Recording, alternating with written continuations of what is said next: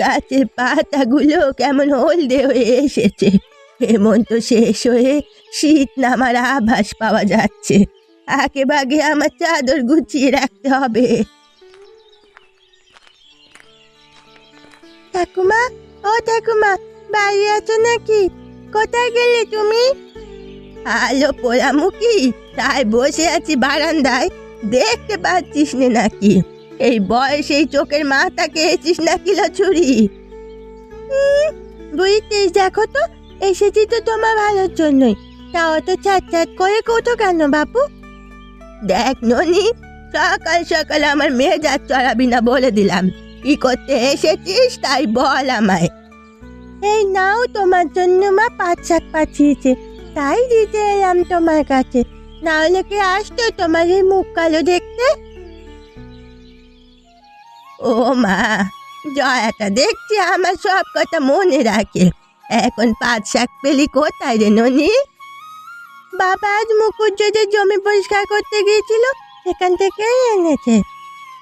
বাহ, আজ বেশি করে তেল রসুন দিয়ে পাট শাক রান্না করব।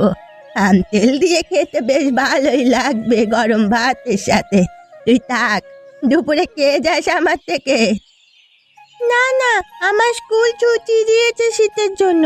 এ কদিন আমি খেলা করে বেড়াবো, এখানে থাকলে আমার চলবে না। আর থাকবি কেন লো পোড়ামুখী? তুই তো গেছো মেয়ে ছেলে। তুই দাঁড়া, আমি দুটো মোয়া এনে দিই, খেয়ে জল খেয়ে তবে যাবি। এখানে চুপ করে বস। দেখো দেখি, মেয়েটাকে সেই কোন সকালে গয়া পিসির কাছে পাঠিয়েছি, এখনো বাড়ি ফেরার নাম আছে মুখে? ঠিক কোথাও না কোথাও খেলতে বসে গেছে। কই গো, আজকে মাঠে যাওয়া লাগবে না তোমার? সকালবেলা কদিন ঘুম যেন ভাঙতেই চায় না। আস্তে আস্তে শীতের আমেজ লাগছে, তো তাই এখন বিছানা ছেড়ে উঠতে ইচ্ছে করছে না। বেশ তো, তাহলে আজ আর কাজে যেতে হবে না, ঘরে গিয়ে আবার ঘুমিয়ে পড়ো, যাও।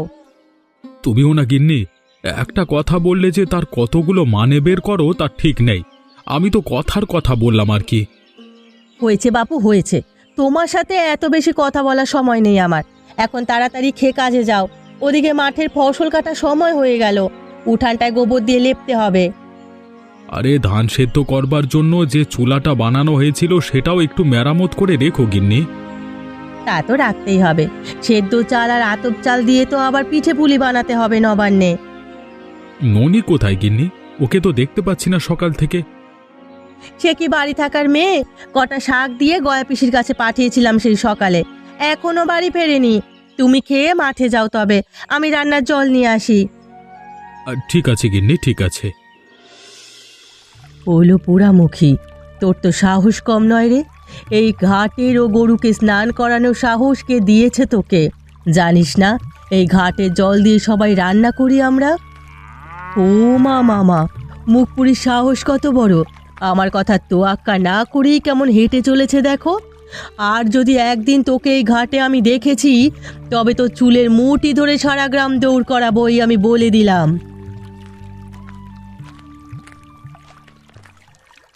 কি ব্যাপার কাকিমা, কার সাথে এমন গলাবাজি করছো সকাল সকাল? কার সাথে আবার? ওই কালামুখী কানুর মা আছে না, ওই ঢেমনিটার সাথে। এই ঘাটের জল আমরা সবাই রান্নার কাজে ব্যবহার করি, তারপরেও এখানে গরু নিয়ে এসেছে স্নান করানোর জন্য। ছি ছি ছি ছি ছি ছি, পোড়ামুখী রে, কি অনাসৃষ্টি!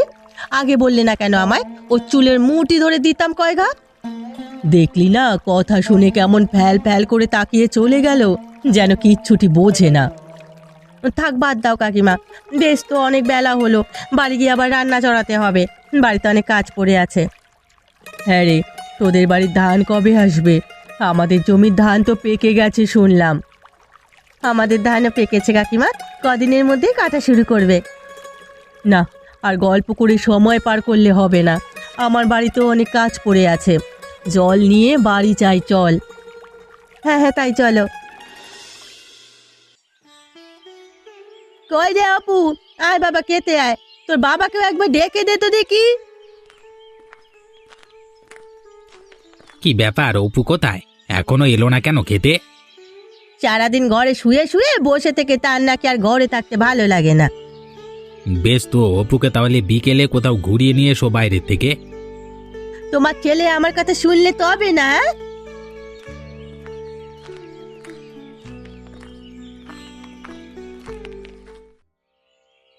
কি ব্যাপার? আমার অপু বাবার মন খারাপ কেন? কি হয়েছে তোর? স্কুলে শীতে ছুটি দিয়েছে এতদিন, আমি এই ছুটির দিনগুলো কাটাবো কি করে? সারাদিন আমার বাড়িতে ভালো লাগে না। বেশ তো, বিকেলে তাহলে তোর মায়ের সাথে বাইরে দিকে ঘুরে আয় কোথাও গিয়ে। সবাই তাদের গ্রামের বাড়িতে শীতের ছুটি কাটাতে যাচ্ছে, আর আমি একা একা বাড়ি থাকবো। আচ্ছা এই কথা তাহলে, এই সেই কিছুই না, আসল কথা হলো তার গ্রামের বাড়ি যেতে মন চাইছে। কিন্তু আমার অফিস যে এখন ছুটি নেই বাবা, না হলে তোদের নিয়ে যেতাম। আমিও কত বছর হয়ে গেল যাই না। তোমরা কেউ আমাকে ভালোবাসো না। অফিস থেকে 2-1 দিন ছুটি নিলে কি এমন হয় বলো তো? এখন বুঝবি না বাবা তুই এসব। যখন আমার মতো বড় হবি তখন দেখবি চাইলেও ছুটি নেওয়া যায় না। আচ্ছা এক কাজ করো, তুমি দাদাকে চিঠি লিখে দাও, আমি আর অপু গিয়ে ঘুরে আসবো কোন। তুমি পারবে একা একা? হ্যাঁ হ্যাঁ পারবো, এর মধ্যে তুমি 2 দিন ছুটি ম্যানেজ করে না চলে এসো। বেশ, আমি তাহলে আজই দাদাকে চিঠি পাঠাবো। এখন খুশি তো অপু বাবা? এবার খেয়ে নে। হ্যাঁ। এখন মা, এই কলাইয়ের ডাল খেতে বুঝি বাবা খুব ভালোবাসে? হ্যাঁ রে মা, শুধু তোর বাবা নয়, তোর কাকা ওই ডাল খেতে খুব ভালোবাসে। কতদিন হয়ে গেল কাকারা কেউ আসে না, অপুর জন্য আমার বড্ড মায়া হয় মা। তোর কাকা যে মস্ত চাকরি করে শহরে, সময় পায় না কাজের চাপে, তাই হয়তো আসতে পারে না। জয়া, ও জয়া, বাড়ি আছিস না কি রে? আরে পিসি যে, এসো এসো বসো। যা তো ননি একটা পিড়ি এনে দে ঠাকুমাকে। এই না ঠাকুমা বসো, তোমার হাতে ওটা কিসের কাম গো ঠাকুমা? তপন আসছে রে দিদি ভাই, ডাক পিয়ন আমাকে তোদের বাড়ি ঢুকতে দেখে চিঠি দিয়ে তাই তো বলে গেল। ওমা তাই নাকি? দেখি দেখি, দাও দেখি, পড়ে দেখি কি লিখেছে। হ্যাঁ সত্যি তো, কমলা আর অপু আসবে এখন, কদিন বাদে তপনও নাকি আসবে। কি মজা কি মজা, অপু আসবে কি মজা। এত খুশিতে লাফাতে হবে না, ওরা এলে তো পিঠে পুলি বানাতে হবে, ঘরে তো আতপ চাল নেই, আর ধান বাড়ি আসবে কবে কে জানে। তুই যা, রমা কাকিমার থেকে আতপ চাল চেয়ে নিয়ে আয়। ঠিক আছে মামি, এক্ষুনি যাচ্ছি। সাবধানে যাস, পুরনচন্ডির মতো লাফাতে লাফাতে যাস নে আবার।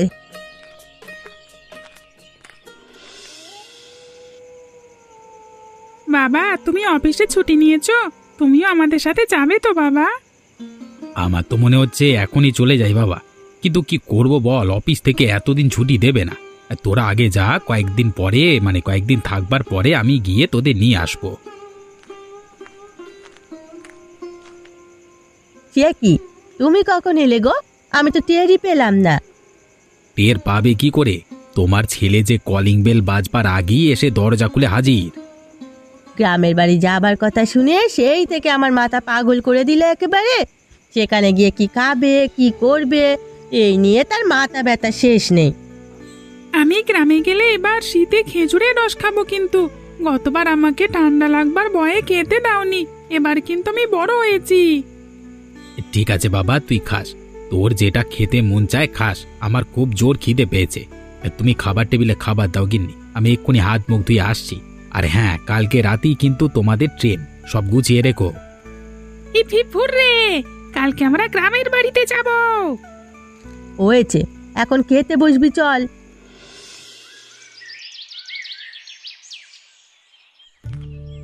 এত সকাল সকাল যে আমাকে ডেকে নিয়ে এলে ঠাকুমা, মদন কাকা কি এখনো ঘুম থেকে উঠেছে নাকি? সবাই কি তোর মতো অলস নাকি রে মুখ পুড়ে? মদনের হাতে এখন অনেক কাজ, এই সময়টায় তোরা হবে ভালো। মাঠে ধানগুলো তো কেমন শিশি জমেছে দেখে তো ঠাকুমা। ও তো চোখে তো টাওয়ার করতে পারি না রে এখন আর। এই জমিটা মুখ উজ্জে মশাই দেন না। হ্যাঁ গো ঠাকুমা, এই জমির ধান কাটা শেষ হয়ে গেছে দেখছি। জমিটা দেখে আমার সেই আগের দিনের কথা মনে পড়ে গেল। তোদের মতো বয়স থাকতে শীতের দিনে এই জমির ধান কবে কাটা হবে এই আশাতে দিন গুনতাম। কেন ঠাকুমা? এই জমির ধান সবার আগে কাটা হতো, কারণ এই জমিতেই শীতের রাতে যাত্রার আসর বসতো। মানুষের অভিনয় দেখে কত কেঁদে চোখে জল ফেলেছি। কি গো পিসি, সকাল সকাল চললে কোথায়? ও আমার রমাজে, আমি যাচ্ছি মদনদের বাড়িতে মদনকে ডাকতে। আমার খেজুর গাছ দুটো থেকে খেজুর রসের জন্য ছাঁটাই করাতে। তা তুই কোথায় গিয়েছিলিস আজ সকালে? আমি গিয়েছিলাম কর্তার খাবার নিয়ে মাঠে। আজ থেকে ধান কাটা শুরু করলো কি না, তাই গিয়ে খাবার দিয়ে এলাম। খুব ভালো করেছিস, আমি যাই রে, এখন আর দাঁড়াবার সময় নেই। তুই আসিস আমার জন্য কটা আতপ চাল নিয়ে। ঠিক আছে পিসি, আতপ চাল ঘরে উঠলে সবার আগে আমি তোমাকে দিয়ে আসবো খন। আসি রে রমা, চল মুখ পুরি, গল্প শুনলেই হা করে কথা গিলতে শুরু করে।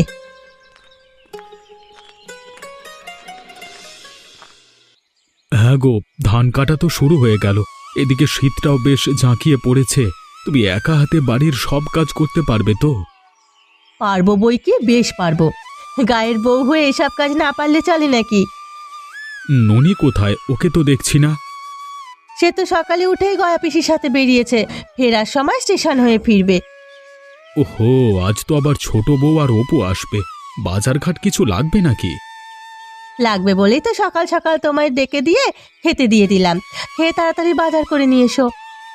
আমার খাওয়া শেষ, তুমি বাজারের ব্যাগ দাও গিন্নি। ওই দেখো দেওয়ালে টাঙানো আছে বাজারের ব্যাগ, তুমি ব্যাগ নিয়ে হাটে যাও।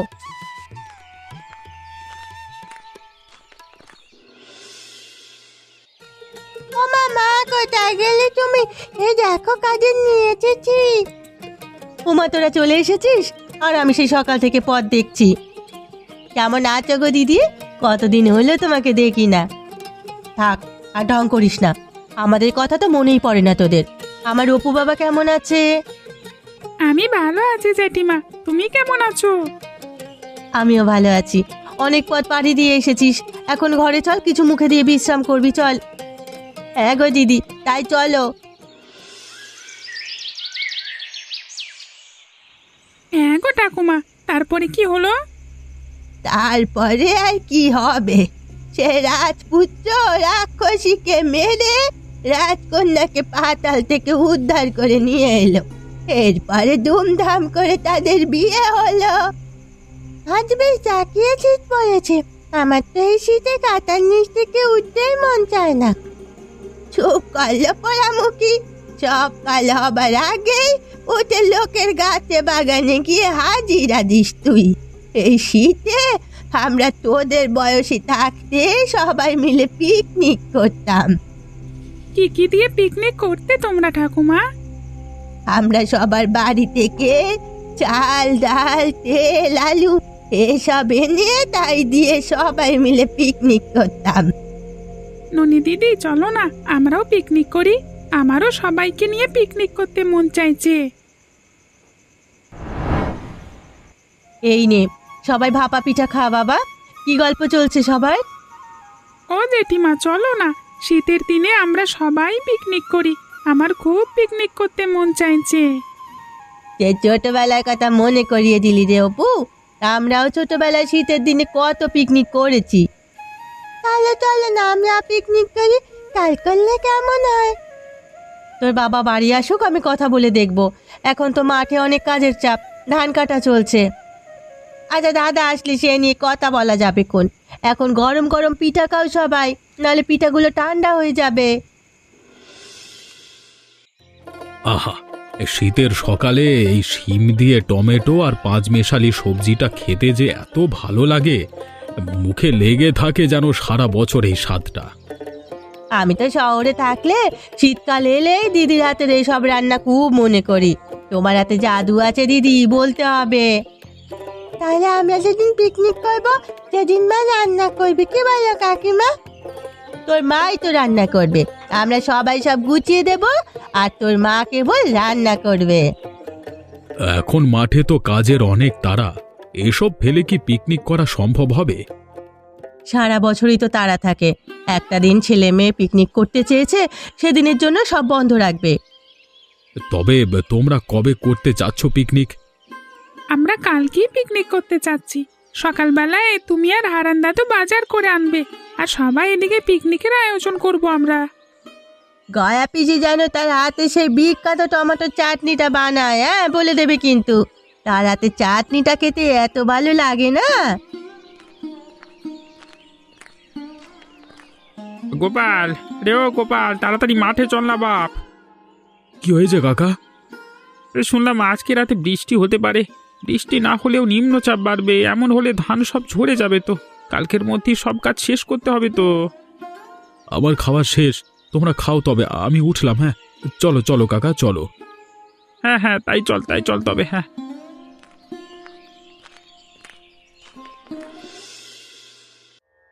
আকাশটা মেঘলা করার আর সময় পেল না। এই সময় যদি বৃষ্টি বাদলা আসে তাহলে তো ধানের অনেক ক্ষতি হয়ে যাবে। এত চিন্তা করো না দিদি, দেখবে নিম্নচাপ কেটে যাবে এমনিতেই। আসলে শীত ভালোভাবে জাঁকিয়ে পড়বে বলেই এমন হচ্ছে। তোরা হাত চালিয়ে কাজ কর গল্প রেখে। ভালোই হয়েছে এই এক চুলোতেই আমরা সবাই ধান সেদ্ধ করব। হ্যাঁ কাকিমা, সবাই মিলে একসাথে করলে সবার সাহায্য সহযোগিতায় তাড়াতাড়ি কাজ হয়ে যাবে। ঠিকই বলেছিস তুই। তোর কাকা তো কাল সারা রাত ধানের চিন্তায় ঘুমোতে পারেনি। এতদিনের কষ্টের ফসল চিন্তা হওয়াটা তো স্বাভাবিক কাকিমা। ও মামা, বাবা কোথায় গেছে? তোর বাবা তো মাঠে গেছে রে মা। সে কি, আজ না আমাদের পিকনিক করবার কথা? জ্যাঠামশাই আমাদের জন্য বাজার করে আনবে বলল, তা না দিয়েই মাঠে চলে গেল। এখন সবার কাজের চাপ দেখছিস না বাবা, এখন এমন বায়না করে না।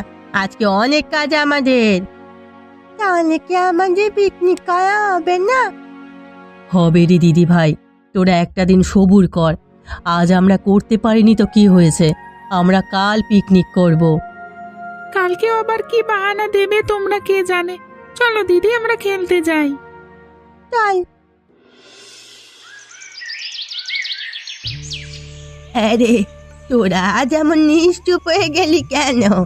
দুদিন তো খুব লম্প করছিলি। জানো ঠাকুমা, গতকাল পিকনিক করার কথা বলে করেনি, বললো আজকে করবে। আজকেও কারো খোঁজ নেই, সবাই মাঠে চলে গেছে কাজ করতে। দেখছো না, আমাদের দুজনকে তোমার কাছে রেখে জ্যাঠা জেঠিমা মা সবাই মাঠে চলে গেছে। এত রাত হয়ে গেল, এখন ওরা কেউ এলো না। আমাদের বোধহয় আর পিকনিক করা হবে না।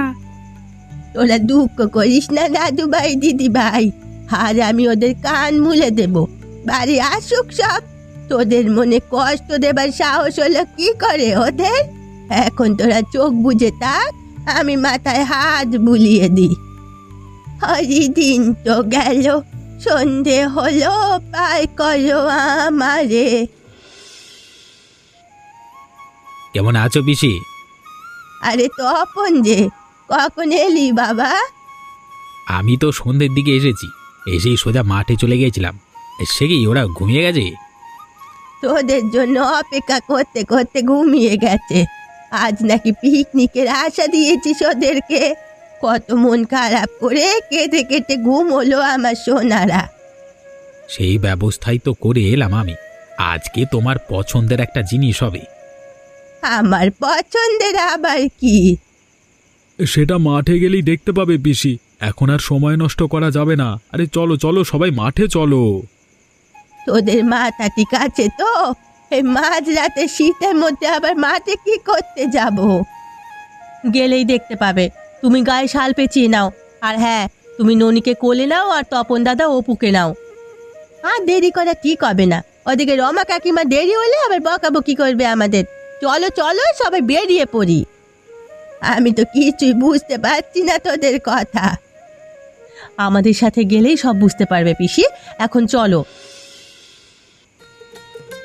ও মা, এ মাঝ রাতে তোদের এসব করার চিন্তা মাথায় এলো কি করে?